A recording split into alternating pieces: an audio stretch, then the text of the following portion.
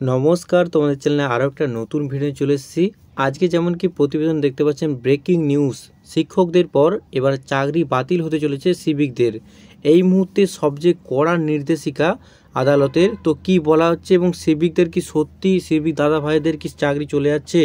এই মুহূর্তে সবচেয়ে আপডেট কি রয়েছে, সবচেয়ে বড় খবর কি রয়েছে, সিভিক ভাইদের দাদা ভাইয়ের জন্য কি কি আপডেট রয়েছে, পাশাপাশি যেমন কি শিক্ষকদের উপর লাঠিচার্জ করা হয়েছিল এবং সিভিকরা সেখানে অনেক কিছু করেছিল, সেক্ষেত্রে সিভিক দাদা ভাইয়ের জন্য কি কি আপডেট রয়েছে, এই মুহূর্তে সত্যি কি চাকরি বাতিল হয়ে চলেছে, এই মুহূর্তে কি কি বড় আপডেট উঠে আসছে দেখে নিচ্ছে আজকের ভিডিওতে।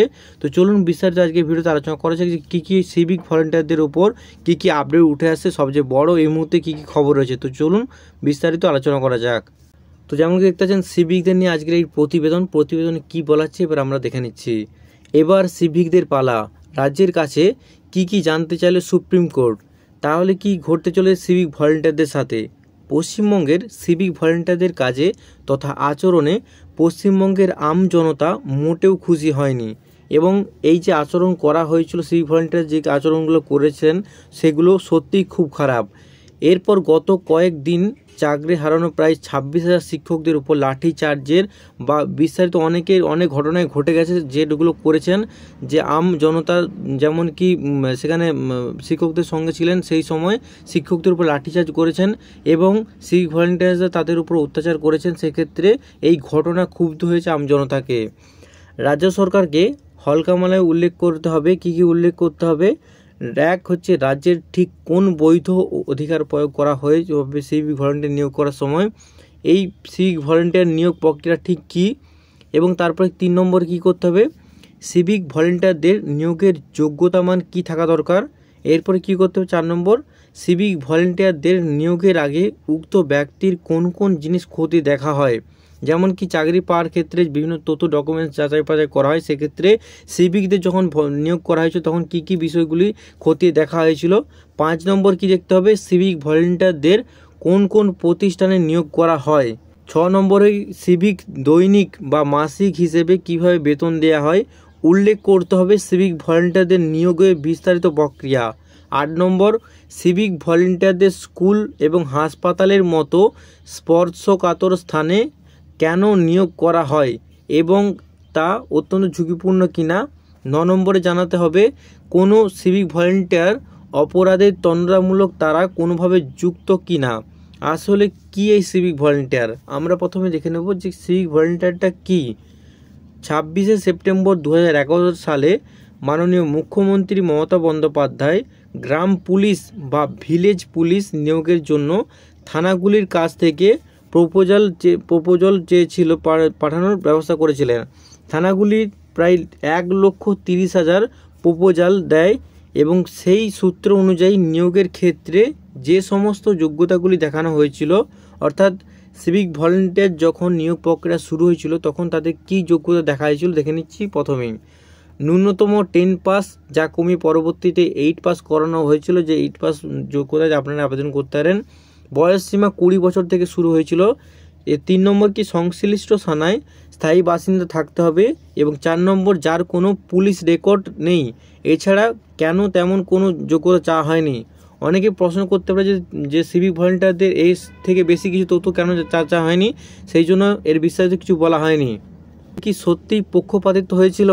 বর্তমানে সিভিক ভলেন্টিয়ারদের কি অবস্থা দেখে নিচ্ছি। সিভিক ভলেন্টিয়ারদের চাকরি যাচ্ছে না 2023 থেকে 24 অর্থবর্ষে সিভিক ভলেন্টিয়ারদের বোনাস 5,300 থেকে বাড়িয়ে 6,000 টাকা করা হয়। বর্তমানে সিভিক ভলেন্টিয়ারদের রোজ 310 টাকা হিসেবে সম্মানিত দেওয়া হয়, অর্থাৎ মাসে প্রায় 9,300 টাকা মতো দেওয়া হয়। এবার যে তথ্য দিচ্ছি তা দেখলে আপনাদের হয়তো মাথা ঘুরে যেতে পারে। জেলাগুলিতে যেখানে রাজ্য পুলিশের সংখ্যা প্রায় 79,024 জন, এখানে সিভিক ভলেন্টিয়াররা রয়েছেন 1,26,000-এরও বেশি। তাহলে রাজ্য সরকার কেনই বা পুলিশে নিয়োগ করেছে না, বা সিভিকদেরই শুধু কেন নিয়োগ করে প্রক্রিয়া চলছে, সেখানে একটা প্রশ্নচিহ্ন রয়েই যাচ্ছে। তাহলে কি ঘটতে চলেছে সিভিক ভলেন্টিয়ারদের সাথে রাজ্যকে দেওয়া নির্দেশাবলী কঠোরভাবে মানতে হবে এবং যেটি মানে চললে তবেই থাকবে, না থাকবে না। আর এতেই লাখ লাখ সিভিক ভলেন্টিয়ারদের পুলিশের চিন্তা বাড়ছে। যদিও রাজ্যের তরফ থেকে এখনই কোনো সিদ্ধান্ত নেওয়া হয়নি সিভিক ভলেন্টিয়ার্সদের ওপর, তবে সামগ্রিক পরিস্থিতিতে আদালত কী সিদ্ধান্ত নেয় সেটার উপর নজর দেওয়ার রয়েছে রাজ্য প্রশাসন তথা সিভিক ভলেন্টিয়ারদের ওপর। অর্থাৎ যারা সিভিক ভলেন্টিয়ার রয়েছেন তাদের এখনই কোনরূপ চাকরি চলে যাচ্ছে না, তাই বেশি চিন্তা করার দরকার নেই। এটা সকলেই জানে যে আপনারা আপনাদের উপর যে দায়িত্ব দেওয়া হয়েছিল সেটাই পালন করছেন এবং করবেন বর্তমান দিনে এবং ভবিষ্যৎ দিনেও। যতটা সম্ভব ভালো কাজ করার চেষ্টা করুন। তবুও বয়স থাকলে অন্যান্য সরকারি চাকরির প্রস্তুতি নিন এবং এই কনস্টেবল, যেমন কি ডব্লিউপি কনস্টেবল, কেপি কনস্টেবল বা বিভিন্ন হচ্ছে মাধ্যমিক পাস যোগ্যতায়, সেক্ষেত্রে আপনার সেটা আবেদন করার চেষ্টা করুন। আর যে সমস্ত ক্যান্ডিডেট রয়েছে যারা মূলত পুলিশেরই শুধু পরীক্ষার জন্য প্রস্তুতি করছে এবং অপেক্ষা করছিল কবে পরীক্ষা দেওয়া হবে, এটি একটি খুশির খবর হতে চলেছে। বর্তমান দিনে কয়েকদিন মধ্যেই ডব্লিউপি কনস্টেবলের পরীক্ষা হতে চলেছে এবং কেপি কনস্টেবলেও একসাথে আপনাদের পরীক্ষা হতে চলেছে। অর্থাৎ বুঝতে পারছো সকলে দিন দিন ভ্যাকেন্সি বেড়ে চলেছে, সিভিক ভলেন্টিয়ারদের নিয়োগ কমবে। শীঘ্রই তোমাদের আবার একটি নতুন বিজ্ঞপ্তি চলে আসবে। যে সমস্ত কথাগুলি আমি বলছি আপনারা মন দিয়ে শুনুন। প্রত্যেকটা ক্যান্ডিডেট যারা রয়েছেন, যে পুলিশে যারা আবেদন করেছেন 2022 সালে বা 23 সালে, অনেকে 24 সালে আবেদন করেছেন, সেক্ষেত্রে ডব্লিউপির ক্ষেত্রে ওয়েস্ট বেঙ্গল পুলিশের ক্ষেত্রে আর কয়েকদিন পরে পরীক্ষা হতে চলেছে এবং তার পরবর্তী সময়ে কেপি কনস্টেবল বা কেপি কনস্টেবল আগেও হতে পারে, সেক্ষেত্রে এখনও বিস্তারিত বলা হচ্ছে না।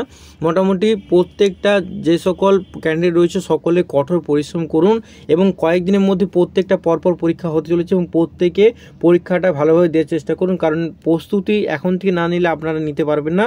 তো আজকে বিস্তারিত ভিডিওতে এখানে পর্যন্ত আলোচনা করলাম যে সেই ভলেন্টিয়ার দাদা বা যে সকল আছেন বর্তমানে তাদের কোনোরূপ চাকরি এখনও যাচ্ছে না, চিন্তার কোনো বিষয় নেই, কিন্তু আপনাদের একটু ঠিকভাবে চলতে হবে এবং পাশাপাশি যেটা আপনাদের বলেছে সেটা আপনার দায়িত্ব পালন করুন, কিন্তু যতটা সম্ভব ভালো কাজ করার চেষ্টা করুন। তো আজকে এই ভিডিওতে বিস্তারিত আলোচনা করলাম। আজকে ভিডিওটি কেমন হলো অবশ্যই কমেন্ট করে জানাতে ভুলবেন না। পাশাপাশি যে কোনো প্রশ্ন থাকলে আমাকে অবশ্যই কমেন্ট করবেন, আমি তার যথাযথ রিপ্লাই দেওয়ার চেষ্টা করব। আজকে ভিডিওটা এখানে পর্যন্ত। সকল সিভিক দাদা ভাইয়ের মধ্যে ভিডিওটা ছড়িয়ে দেওয়ার চেষ্টা করুন যাতে সকলে জানতে পারে যে বিস্তারিত কী হয়েছে, এই মুহূর্তে সবচেয়ে বড় আপডেট কী। দেখা যাচ্ছে আরও খুবই গুরুত্বপূর্ণ video. Thanks for watching this video.